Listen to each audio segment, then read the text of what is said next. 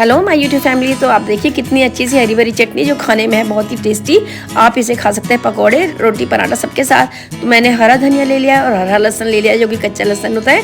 इसकी पत्तियों को साफ़ कर लिया है। पुदीना और हरी मिर्ची ले लिया है। चलिए इन्हें साफ़ करके मिक्सर ग्राइंडर में पीस लेते हैं और इसे हमें थोड़ी सी धीरे धीरे चला के पीसना है ताकि हम इसे बिल्कुल बारीक से पीस लें। और देखिए कितनी जल्दी से हमारी ये सब कुछ पिस गया है। और इसमें हम डालेंगे नींबू का रस, तो इससे इसका कलर भी चेंज हो जाता है और स्वाद भी दुगना हो जाता है। तो ये बहुत ही फ़ायदेमंद चटनी है, आप भी खाएं और सबको खिलाएं इस तरीके की स्वादिष्ट धनिया की चटनी।